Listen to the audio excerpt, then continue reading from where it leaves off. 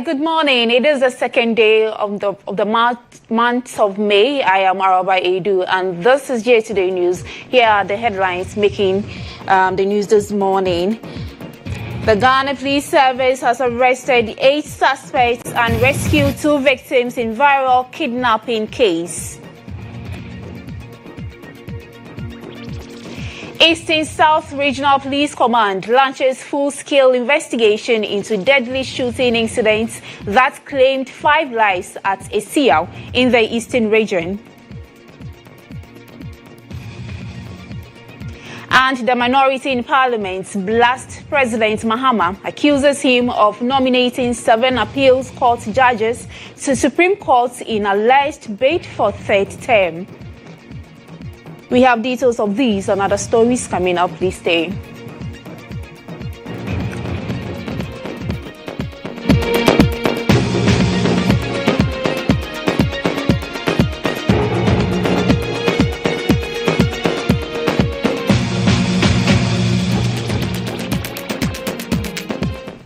Thanks for staying. Remember, the bulletin is streaming on X and on Facebook at GHOne TV. We begin the bulletin with some security issues as the Ghana Police Service, in collaboration with the National Signals Bureau and the Nigeria Police Force, has successfully rescued 2 female victims who were kidnapped and featured in a viral video.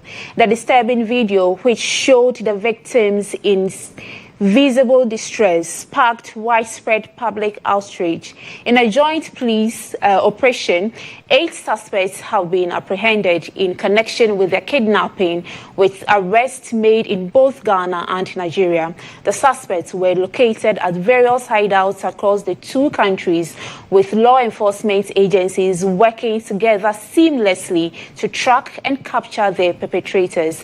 A statement from the Ghana Police Service confirmed the arrests and the rescue, while indicating that further details of the rescue operation would be shared in due course as investigations continue.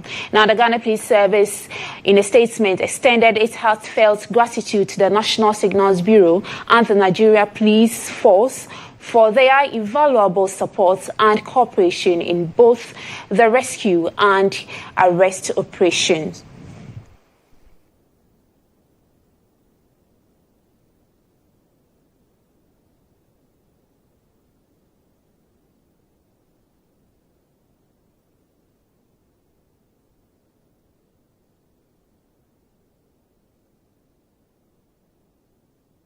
We are still staying in the camp of the police as the Eastern South Regional Police Command has launched a full-scale investigation into a deadly shooting incident that claimed 5 lives at Asiyaw, a community within the Asiyaw municipality of the Eastern region, on Tuesday, April 29, 2025.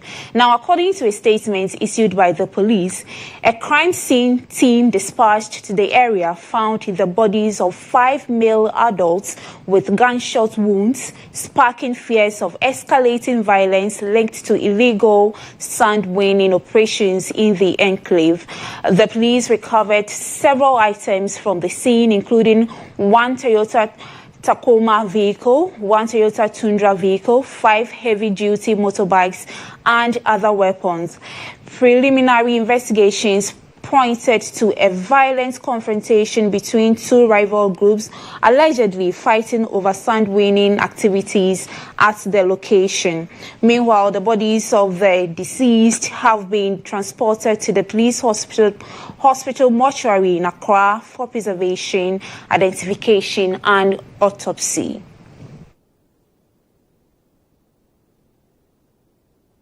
Let's now shift our attention to politics as the minority in Parliament is accusing President Mahama of harboring ambitions for a 3rd term in office. The claims come in the wake of the president's recent decision to nominate new justices to the Apex Court amid controversy over the suspension of Chief Justice GHOne.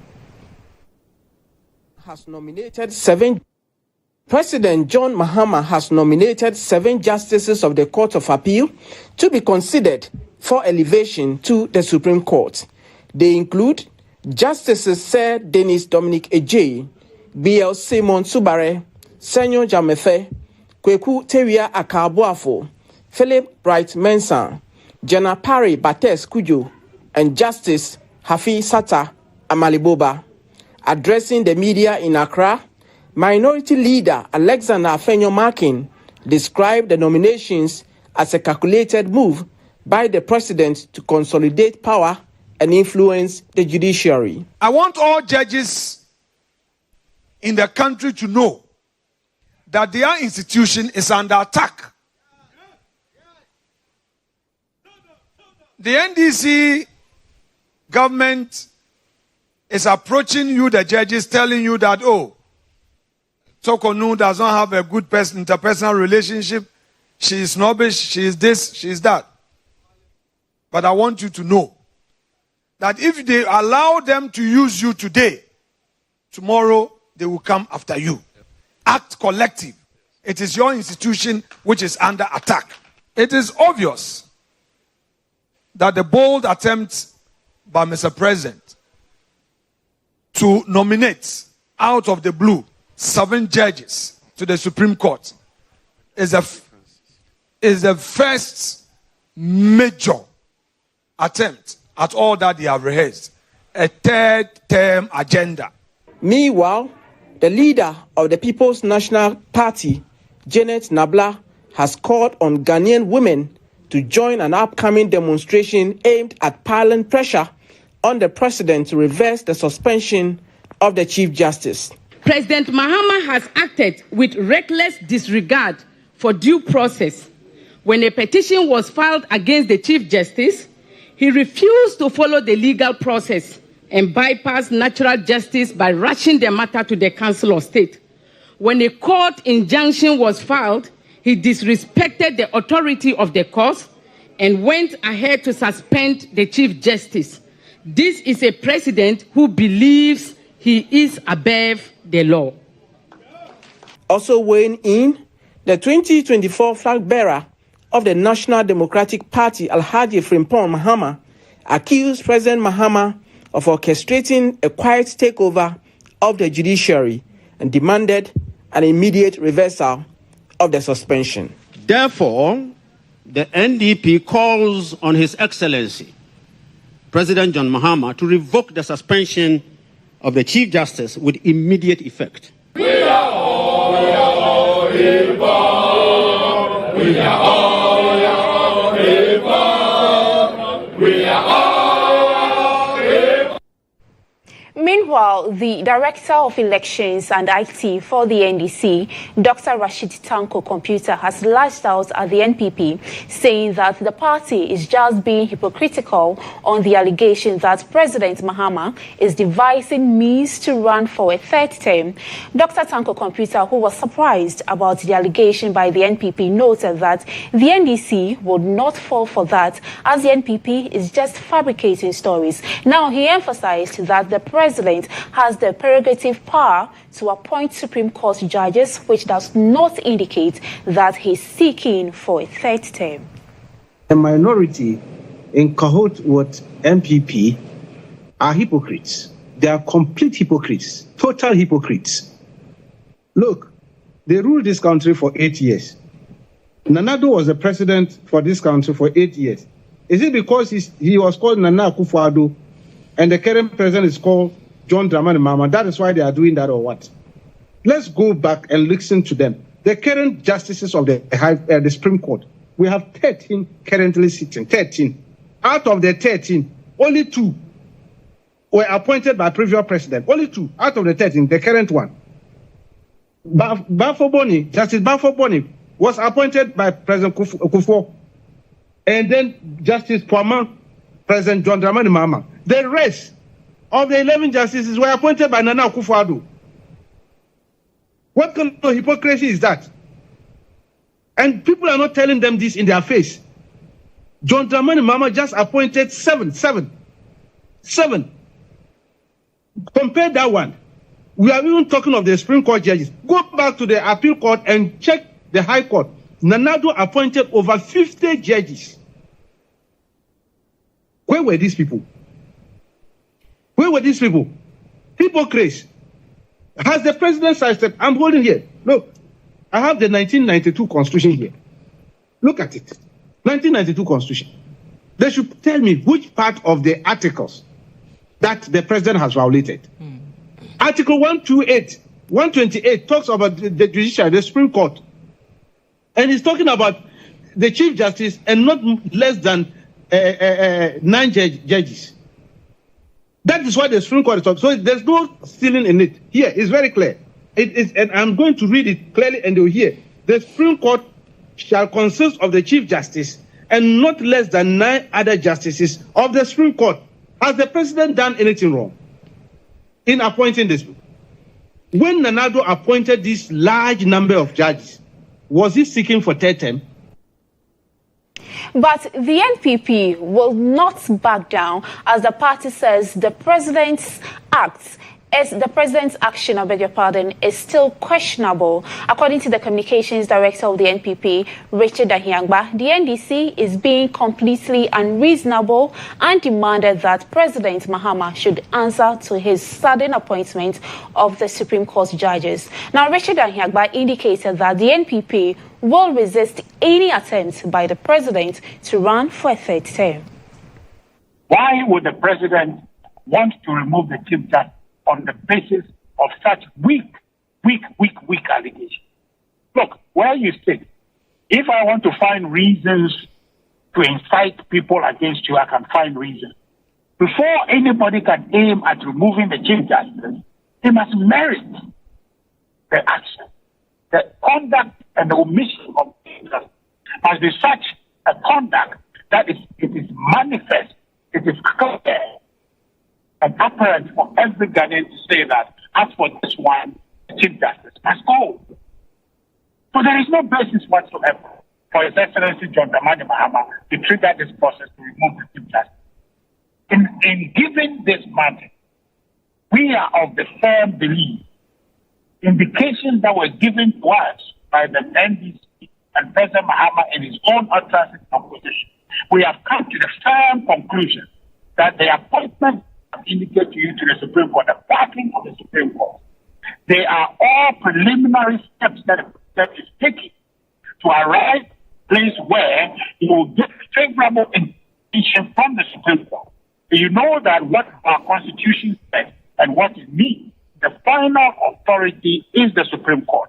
The president is taking this step to back that he will get a certain favorable interpretation from the Supreme Court, to the extent that Article 62 actually means that consecutive term of 2 and not a break.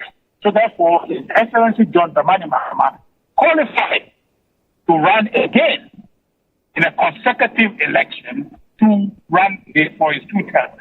That is an egregious act. That is an act that is institutional, that we should be confident and that we should oppose. And that's what we see in driving our democracy.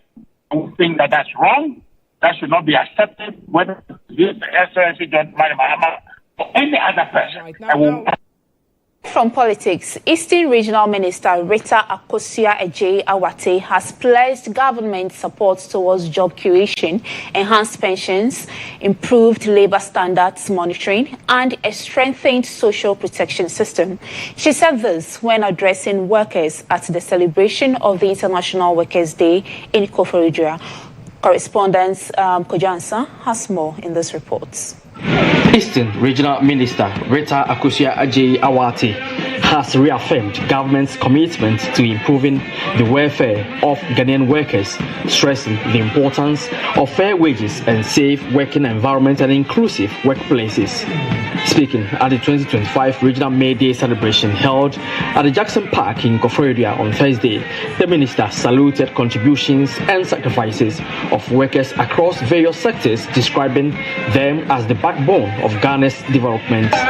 We are making effort to enhance social protection through improved pensions, an expanded labor market information system, and increased funding for the labor department to monitor and enforce labor standards more effectively.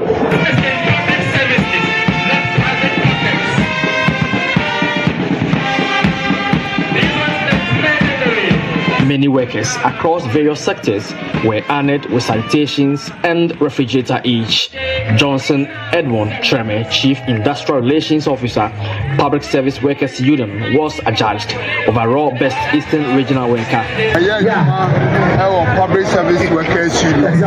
24 years. You found me first. Mr. Apalu Dasin. Oh, yeah, African based farm.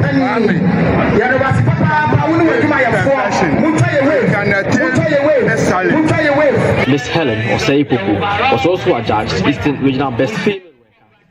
Now, the Office of the Vice President, Professor Jane Nano Pukwajiman, is calling for a national shift in mindset where mental health is no longer a hidden struggle, but a shared priority.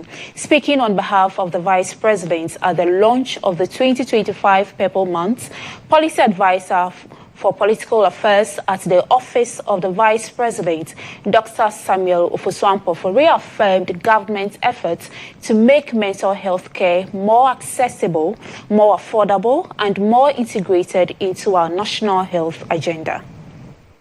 According to the World Health Organization, only 2% of the estimated 2.3 million people in Ghana with mental health conditions are receiving professional treatment. Despite some gains made, the lack of proper infrastructure and access to affordable services continue to hamper mental health care delivery in the country, as many of the country's psychiatric hospitals are largely overwhelmed. At the launch of the 2025 Purple Month, Policy Advisor for Political Affairs at the Office of the Vice President, Dr. Samuel Ofosuampo, reaffirmed the government's unwavering commitment to transforming mental health care, making it more accessible, more affordable for all, and a central pillar of the nation's health agenda. He also asked Ghanaians not to allow outdated perceptions and cultural taboos to shape national conversation around mental wellness. We must renew our determination to end this and end that silence. We are here to reaffirm that mental health is an integral and indispensable part of our overall health and well-being. Minister for Health, Kwabena Mensah Kando, also assured Ghanaians of integration of mental health care into primary health care. We will review and integrate mental health services into primary health care so that care is brought closer to our communities and become a routine part of health-seeking behavior.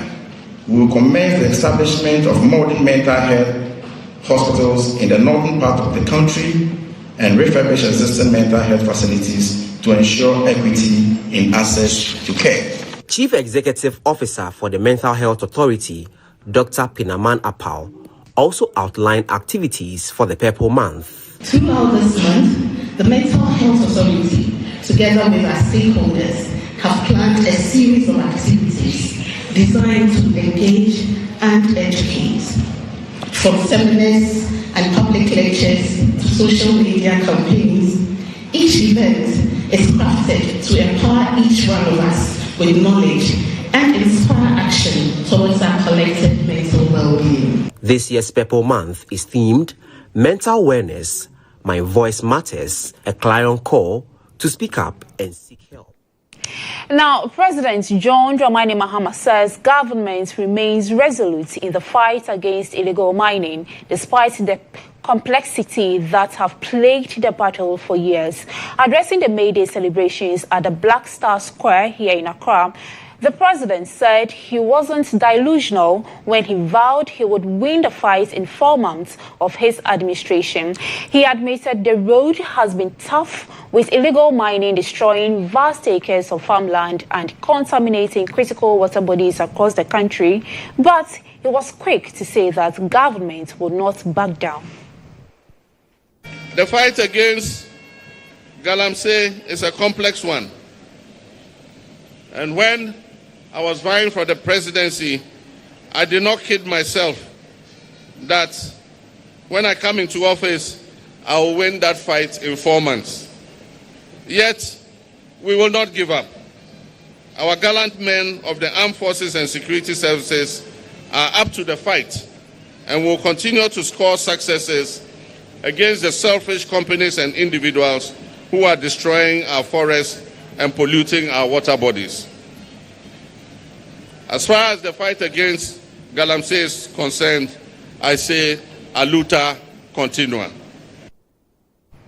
And that's it for Today News with me, Araba Aidoo. Coming up next, a Today with Kojo Mensah. Please stay.